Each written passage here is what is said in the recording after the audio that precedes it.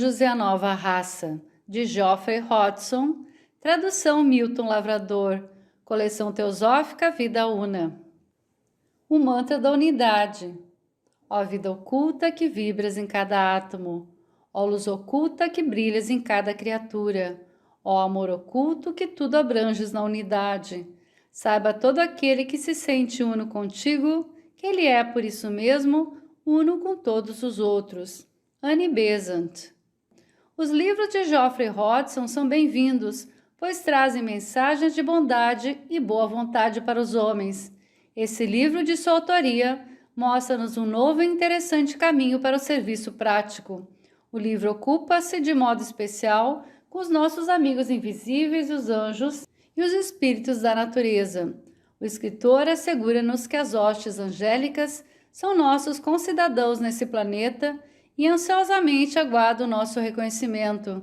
Temos tão somente de tomar conhecimento deles e responderão mantendo o companheirismo consciente conosco. Não sei de qualquer outra mensagem mais bem-vinda que essa. Propicia-nos o conhecimento do mundo invisível, com muitos seres amigos e cheios de vida, apenas esperando que nos adiantemos para trazer cura e esplendor ao nosso viver. Essas são novas de grande felicidade. A habilidade do autor de entrar em contato e estudar o reino angélico não deve ser encarada como estranha, pois esse poder não é senão um desenvolvimento especial da faculdade comum a todos os que possuem uma vida espiritual coerente. Como poderíamos esperar a cooperação angélica prometida, depende de nós mesmos. Devemos abrir a porta por meio do amor e do serviço. O amor é ainda a maior das coisas. Esse livro não pode deixar de exaltar a mente e satisfazer o espírito. Max Wardle. Os Anjos e a Nova Raça. A ideia que desejo expor nesse folheto é que a cooperação entre os seres angélicos e os homens representará papel importante no desenvolvimento da nova raça, que hoje está aparecendo no mundo, e mesmo agora esta cooperação é bem possível. Já o auxílio prático das inteligências angélicas e das várias ordens de espírito da natureza pode ser obtido em todo o trabalho destinado e executado para ajudar ao próximo e servir ao mundo. Como cristãos, fomos levados a pensar nos anjos como mensageiros enviados por Deus ao homem somente em ocasiões muito importantes e que são normalmente separados do homem e invisíveis para ele.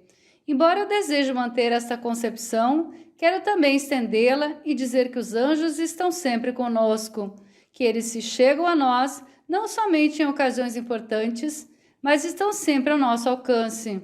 Mesmo antes do nascimento, os anjos guardam a mãe e guiam a construção da forma no interior do ventre materno. No momento do nascimento, os anjos se colocam ao lado do leito, ajudando a mãe e a criança, de modo que a nova vida possa começar sob os mais elevados e favoráveis auspícios. Através de todas as nossas vidas, somos beneficiados pela direção e guarda dos anjos, e as mãos angélicas recebem-nos quando atravessamos os portais da morte. Com raras exceções, somos inconscientes dessa assistência de amor e serviço, mas sob certas condições, esse companheirismo angélico pode tornar-se conhecido por nós. O véu que oculta os anjos à nossa visão pode ser descerrado, as escamas podem cair de nossos olhos e nós podemos ver.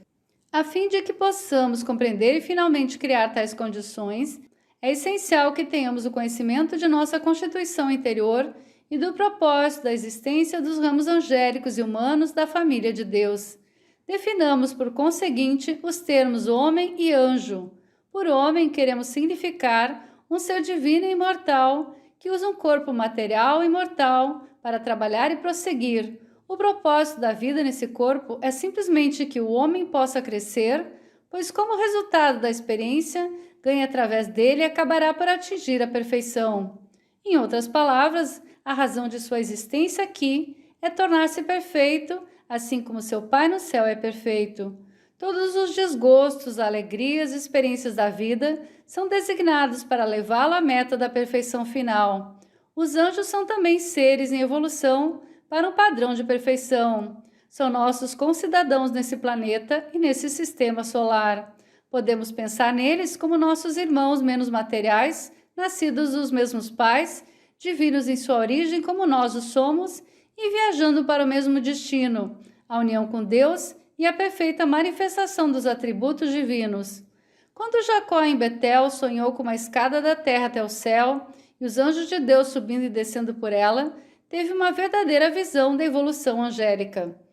Os anjos, diferente de nós em muitas características, sendo a principal delas não terem um corpo físico e serem, portanto, normalmente invisíveis para nós, a matéria que seus corpos são formados é mais sutil do que a dos nossos. Suas vibrações estão além do espectro visível, por conseguinte, nossos olhos não podem responder a ela. Entretanto, temos outros olhos com os quais nos é possível vê-los, os olhos da alma. Se conseguirmos abrir nossos olhos internos, nossos companheiros angelicais serão visíveis para nós e os veremos face a face, pois estão sempre presentes em toda parte. O ar em torno de nós está cheio de seres invisíveis de muitas raças e graus. Os vários reinos da natureza são seus campos de evolução. Encontramo-lo nas florestas, pelas flores das campinas e dos jardins, na água, no ar, no fogo, na terra, bem como associados aos metais e às joias do reino mineral. Onde quer que a vida divina esteja manifestada, aí estão os filhos de Deus do reino das fadas, os espíritos da natureza e seus irmãos mais velhos, os anjos, que são belas e brilhantes expressões da sua vida. As lendas sobre a existência das fadas, doentes e elfos, de gnomos ou espíritos da terra, de ondinas ou espíritos da água, de salamandras ou espíritos do fogo, de silfos ou espíritos do ar, e das naides e das ninfas dos bosques, são fundamentadas na verdade. Todos estes são muito mais que os personagens imaginários das histórias de fada e de habitantes dos reinos poéticos da fantasia das crianças. São realmente verdadeiros, são os membros mais jovens do reino angélico, fazendo conosco lado a lado a grande peregrinação da vida. Aqui se assemelham, embora não tenham um corpo físico, certamente têm uma existência corpórea. Suas formas, entretanto, são criações de luz ou antes de material autoluminoso, pois todos os átomos de seus corpos, bem como do mundo em que habitam, são partículas resplandecentes de luz. A forma que usam, muito semelhante à nossa, é de fato construída no mesmo modelo que o da forma humana. Fadas e anjos geralmente aparecem como seres humanos etéreos e de grande beleza. Sua face, entretanto, tem uma expressão bem definidamente na humana, pois são marcadas com uma impressão de energia dinâmica, resplandecente de consciência e vida, notavelmente belas e com algo não mundano, raramente visto entre os homens. Por essas razões, os povos orientais os denominam devas, que significam aqueles que brilham. Se um cientista moderno pudesse capturar uma fada ou um anjo e aplicar-lhe testes eletromagnéticos, verificaria ser ele altamente radioativo. Conquanto não haja qualquer probabilidade de tal acontecimento em futuro imediato, há boa razão para acreditar que os anjos intervirão ou já intervêm nos laboratórios e estudos dos homens, a fim de guiarem e inspirarem as pesquisas sobre as forças ocultas da natureza, acerca das quais é vasto seu conhecimento. Quando os homens aprenderem a reconhecer a presença desses seres e a utilizar sua boa vontade, serão reveladas fontes, até agora insuspeitas, de conhecimento e poder. A aparência dos anjos é sempre notável para a visão humana, por causa da contínua vibração de energia em seus corpos e através deles e de suas auras resplandecentes. Pode-se pensar neles como agentes ou mesmo engenheiros das forças fundamentais da natureza. As energias que controlam e manipulam continuamente se irradiam deles, produzindo ao fluir uma permanente aparência de aurora boreal em miniatura. São visíveis em seus corpos vários centros de força, vórtices e certas linhas de força claramente definidas, e na descarga áurica são produzidas formas delimitadas que algumas vezes sugerem uma coroa sobre a cabeça ou asas abertas de matizes brilhantes e sempre imutáveis. As asas áuricas, entretanto, não são usadas para voar, pois os anjos movem-se rapidamente pelo ar à sua vontade, com movimentos flutuantes e graciosos, sem necessidade de asas que os conduzam.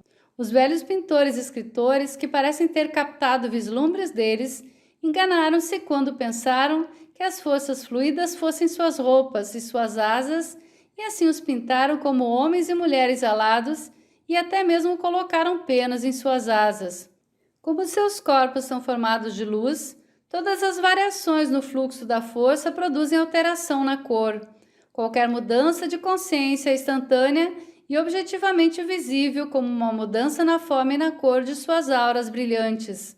Uma emanação de afeto, por exemplo, cobre-os com um brilho carmesim e, ao mesmo tempo, uma torrente viva, rosa de amor-força, flui para o objeto de seu afeto.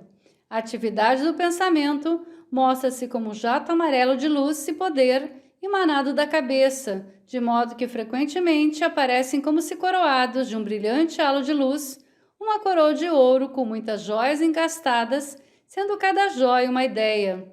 Todos os fenômenos da consciência que chamamos os subjetivos, tais como emoção e pensamento, para eles são objetivos, e é assim que veem como fenômenos externos os processos do pensamento, as emoções e as aspirações, pois vivem nos mundos do pensamento, do sentimento e da intuição espiritual. Seu intercâmbio de pensamento é levado a efeito por meio de cor, luz e símbolos, em lugar de palavra. Certamente os anjos têm sua própria linguagem de cores, muito bonita de se ver. Admiravelmente belos como eles apareçam à nossa vista, sua característica mais marcante, a que mais encanta a mente e ao coração, é sua perfeita unidade com Deus. Suas vidas e suas ações baseiam-se nessa unidade fundamental. Esquecemos-nos que somos originalmente divinos, que somos um com Deus. A separatividade e o egoísmo, a crueldade e o ódio aparecem entre nós em consequência desse esquecimento. Experimentamos o abandono e nos sentimos sós, não sabendo como os anjos que não pode haver verdadeira solidão nem separação no universo cheio da vida de Deus, sustentado por seu amor que nunca falha e povoado pelas incontáveis miríades de seus filhos nos muitos reinos de seus mundos manifestados. Os anjos vivem no contínuo conhecimento desses fatos e na ininterrupta realização de sua unidade com Deus. De acordo com seu nível de evolução e usar de muitos graus, eles são a perfeita corporificação da vontade, sabedoria e inteligência divinas. Imortais, eles vivem através dos séculos de sua longa peregrinação, em perfeito acordo com a fonte una de sua vida e ser, um com Deus, um com cada um dos outros, um com toda a vida. Suas vidas são cheias de alegria, pois são inteiramente abstraídos de todas as divisões e separações com as quais nos cercamos e que são as fontes poderosas de todos os nossos sofrimentos. A existência de seres angélicos é mais difundida no Oriente do que no Ocidente. As religiões do Oriente contêm mais informações sobre a sua vida e suas atividades, seus métodos de crescimento, seus múltiplos tipos e ordens e sua existência universal.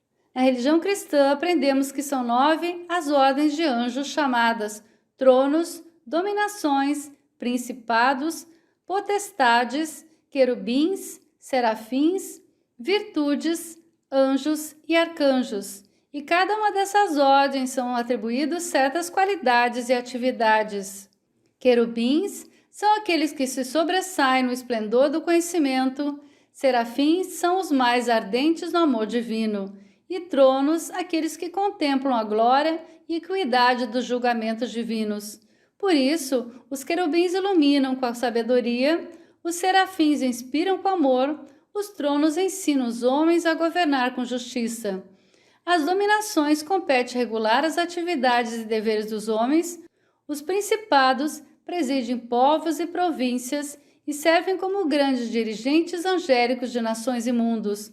Potestades detêm os maus espíritos, virtudes têm o dom de operar milagres, arcanjos são enviados como mensageiros em assuntos de grande importância, como foram Gabriel e Rafael.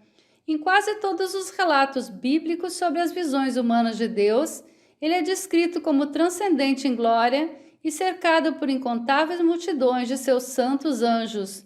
2 passagens que ilustram isso são as que descrevem as visões de Daniel no Antigo Testamento e de São João no Novo Testamento. Diz Daniel: continuei olhando até que foram postos os tronos e o ancião dos dias se assentou. Sua veste era branca como a neve e os cabelos da cabeça como a pura lã. O seu trono era como a chama ígnea, cujas rodas eram como fogo ardente. Um rio de fogo fluía e saía diante dele. Milhares de milhares o serviam e miríades de miríades permaneciam diante dele. Daniel 7, 9 e 10. De São João: vi e ouvi a voz de muitos anjos ao redor do trono, e dos seres viventes e dos anciões, cujo número era de milhões e milhares de milhares. Apóstolo 5:11. Como deveria ter sido admirável a experiência de Jacó em Betel, quando viu uma escada posta na terra, cujo topo atingia o céu, e os anjos de Deus subiam e desciam por ela. Gênesis 28:12.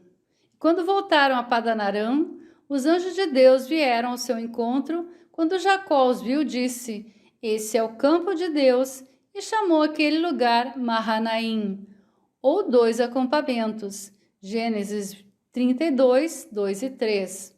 Certamente estava iluminado o servo de Eliseu, quando o Senhor abriu os olhos do moço, e ele viu que o monte estava cheio de cavalos e carros de fogo em redor de Eliseu. 2 Reis 6:17.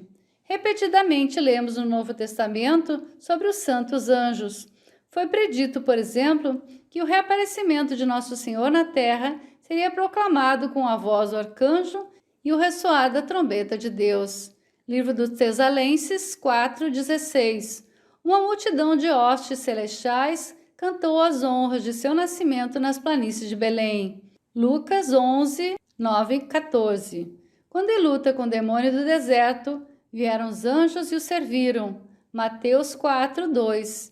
E durante sua grande agonia em Getsemane, então lhe apareceu um anjo do céu que o confrontou. Lucas 22:43. Os anjos vigiaram seu túmulo. O anjo do Senhor desceu do céu, chegou-se, removeu a pedra e assentou-se sobre ela. Mateus 28:2. Na sua ressurreição, e legiões dos sagrados espíritos ascenderam com ele em sua volta para a glória celestial. Os santos apóstolos foram mais de uma vez socorridos em horas de necessidade e até mesmo libertos da prisão pelos anjos do Senhor. Portanto, na mente dos cristãos sinceros, não deveria haver qualquer dúvida sobre a existência e poder da hierarquia angélica. Não somente a Bíblia nos fala sobre eles, mas eles têm sido objeto de estudo profundo para muitos sábios estudiosos da Bíblia. Na antiga Grécia, todos os lares tinham seu Deus, todas as profissões sua deidade governante. Os artistas invocavam seu auxílio, os poetas oravam pedindo assistência das musas, as cidades tinham seus deuses ou deusas. Palas Ateneia era a dirigente angélica e o gênio que presidia a glória, que era a Grécia. Assim era nos velhos tempos, quando em todo o departamento da vida humana estava estabelecida uma íntima comunhão entre os reinos da natureza humano e angélico. Os anjos eram a fonte predominante da inspiração para a perfeição, sem par da arte da Grécia e de Roma. Os anjos ajudaram a construir as grandes e esplêndidas civilizações da Índia, Egito e Pérsia, bem como das nações que primeiro apareceram no palco da Europa quando se levantava a cortina das cenas sombrias relatadas pelos nossos primeiros historiadores. Como a história sempre se repete, podemos muito bem esperar que no ciclo da vida humana, que agora se abre, os anjos mais uma vez venham e trabalhem com os homens. O espírito de unidade e fraternidade, a despeito de nossa aparente separatividade, já está em silêncio, porém firmemente influenciando nossas vidas e nossa época. Já está reunindo os ramos humanos e angélicos da família de Deus. Os trabalhos do nascimento estão próximos do encerramento. A Mãe Terra está agora mesmo dando à luz o seu filho mais moço. A nova raça está aparecendo e a nova civilização sendo construída. Não somente um continente cuidará da criança em desenvolvimento, pois a nova raça povoará toda a terra. De pouca importância será o lugar do nascimento e da sede dos filhos da nova raça, pois serão cidadãos do mundo. Seu olhar inflamado ultrapassará diferenças de cor e raça, pois em seus corações conhecerão a humanidade como uma e única. Já é tempo, portanto, de restabelecer na terra a fraternidade dos anjos e dos homens. É bom que trabalhemos por essa causa. Consideremos, então, os meios de melhor se fazer isso. Os homens imbuídos de motivos profundamente altruísticos devem ser os pioneiros nesse importante trabalho. Que o ideal de servir seja o motivo preponderante das vidas daqueles que desejariam invocar em segurança as poderosas forças da natureza e suas inteligências adequadas ao serviço do mundo. Sem essa salvaguarda essencial e infalível, o fracasso é certo, pois perigos morais e físicos ameaçam aos que violam os santuários da natureza para propósitos de lucros egoístas. Nossos velhos antepassados caíram nesse grave perigo. As ruínas de suas cidades são testemunhas silenciosas de sua transgressão. Silenciosas somente para aqueles cujos ouvidos estão surdos, eloquentes, na verdade, para os que têm ouvidos para ouvir. Ouçamos, então, e ouvindo obedeçamos, de modo que possamos evitar a ruína em que os outros caíram. Todos os que estão empenhados no trabalho de melhoramento das condições humanas, em qualquer dos departamentos da vida, podem com segurança invocar o auxílio das raças poderosas das hostes angélicas. É bem certo que resultará dessa invocação um aumento de vitalidade, vigor e eficiência, além de toda a medida humana. O trabalho terá alcance quase infinito, pois será lugar nas regiões espiritual, mental e moral, também como no mundo puramente físico.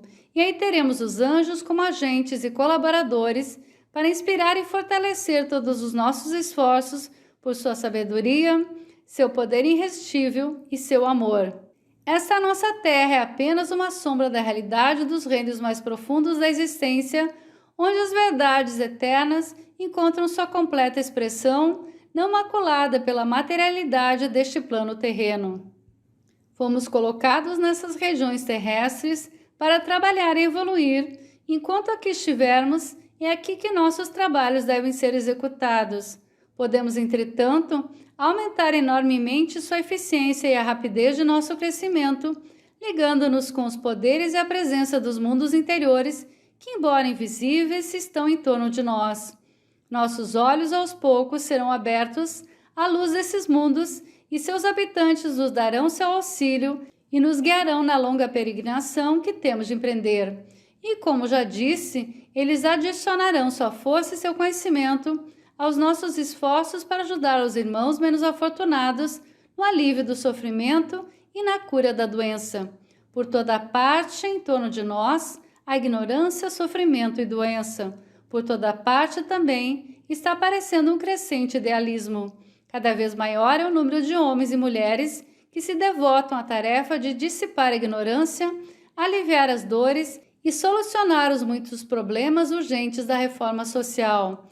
Esses servidores em todas as posições sociais podem legitimamente pedir e certamente obterão o poderoso auxílio das hostes angélicas. Alguns exemplos bastarão para ilustrar os métodos pelos quais se pode conseguir isso. Se desejarmos ajudar alguém que esteja doente, e quem não está, que melhores auxiliares podem ter do que esses magníficos, resplandecentes seres brilhantes? Em todo o trabalho de cura, nós verificaremos que eles são os mais valiosos aliados e colaboradores, pois os anjos são a corporificação da vida. Intensamente vital em sua natureza, sua presença carrega o ambiente de vida e força. Para curar o doente, nosso método de agir deve ser primeiro orar para que a alma do sofredor seja iluminada com a luz da sabedoria, pois assim ele pode verdadeiramente compreender a razão de sua má saúde, pode reconhecer a dor como a voz da natureza, ensinando-lhe suas leis e finalmente pode tomar a resolução de corrigir os erros de pensamento e ação que produziram o sofrimento. Se tal for nosso temperamento, podemos dirigir nossas preces curadoras a nosso Senhor Cristo, o grande curador dos homens, e com fé absoluta pedir sua bênção e a descida de sua força sobre aquele que sofre. A resposta pode ser mais espiritual que física, ou ambas, mas certamente nunca deixará de vir.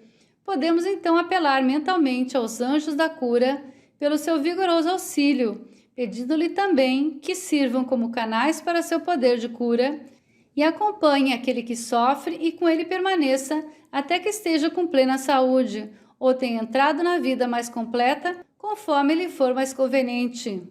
A resposta é absolutamente certa. Nunca falhará se a mente for firme e o coração for puro e cheio de amor.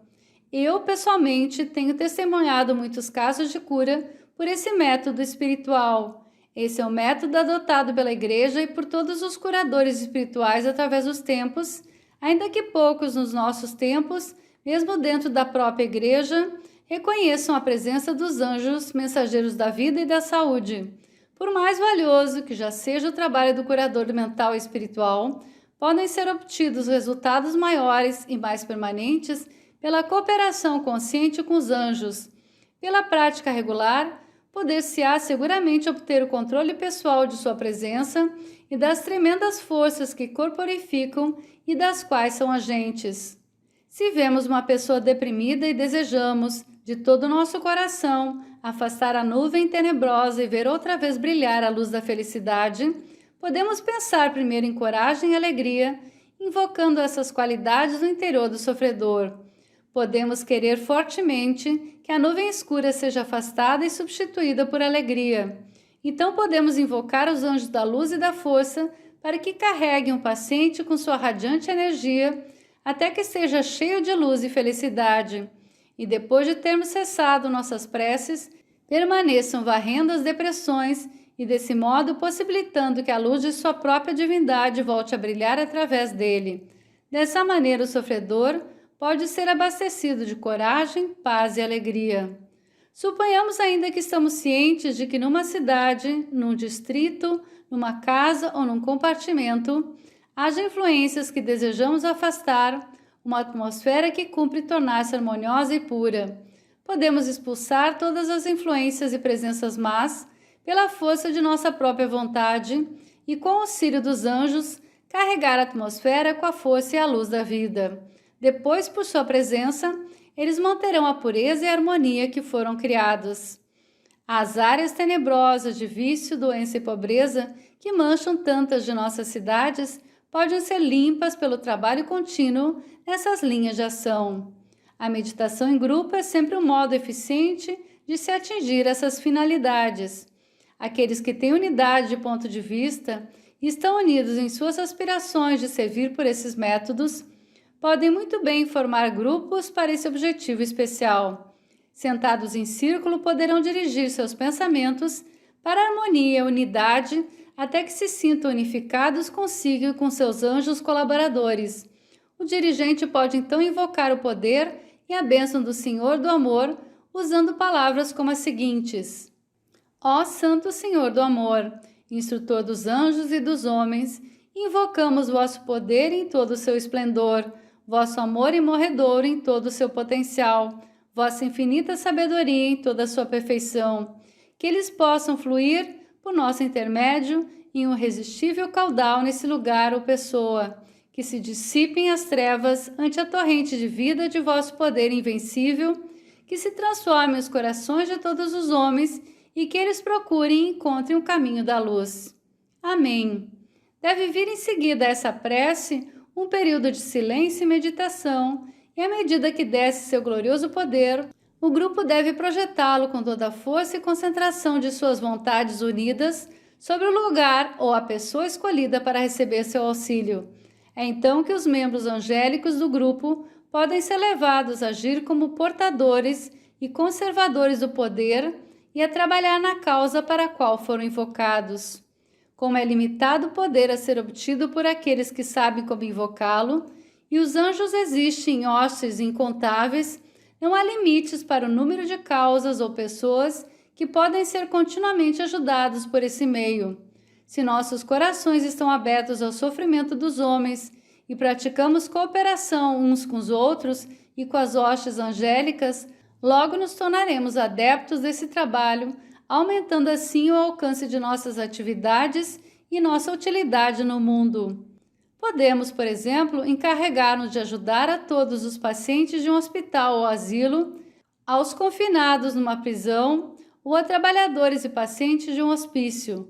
Diariamente podemos derramar o poder de nossa prece nesses lugares, invocando uma hoste daqueles que brilham, para que aí entrem e dissipem a atmosfera de sofrimento e depressão e exorcizem os poderes das trevas e da doença. Os anjos os atenderão aos milhares, e à medida que com eles trabalhamos, como já está sendo feito por certos grupos, se tornarão para nós uma realidade absoluta. Descobriremos com crescente alegria e admiração que um grande poder está em nossas mãos, possibilitando-nos que nos tornemos centros de radiação de vida espiritual e de bênção para o mundo.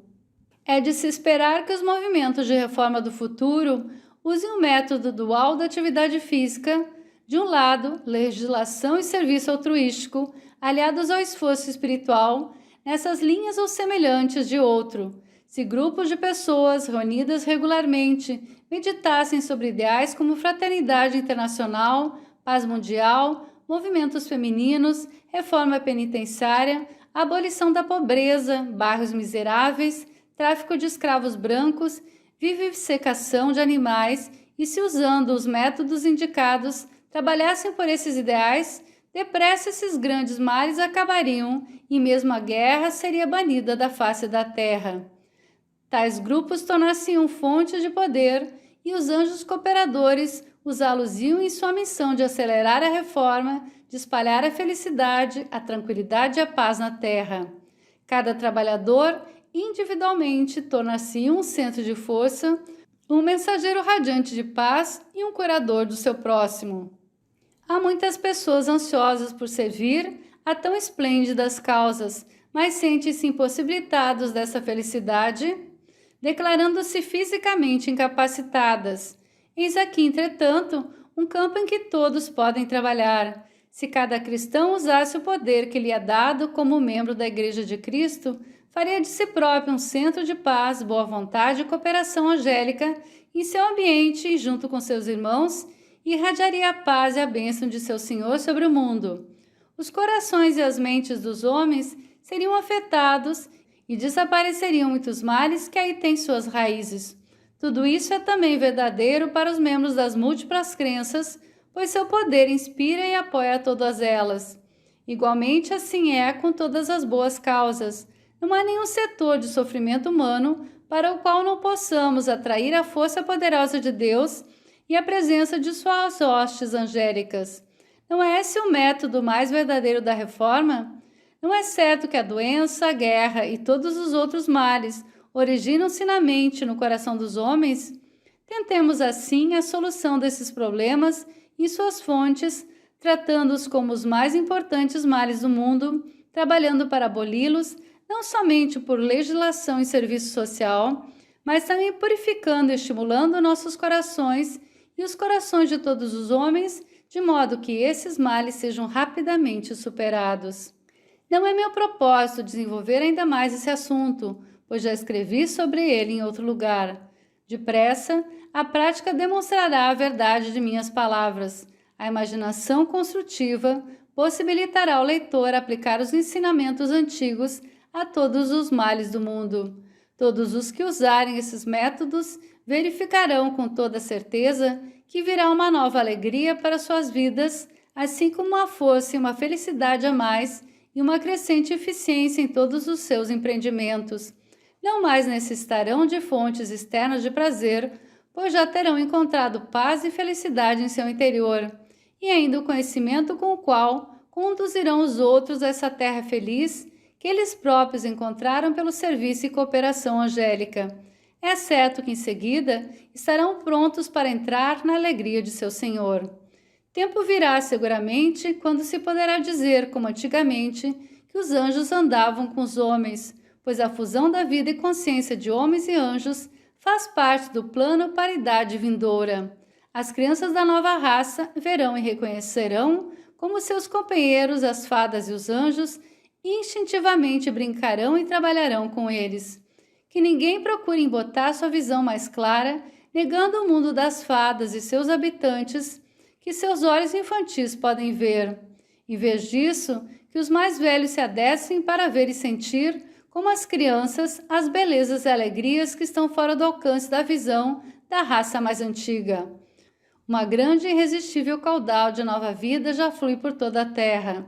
Em sua crista cavalgarão os condutores da raça vindoura, senhores de seu poder, corporificações de sua vida e alegria.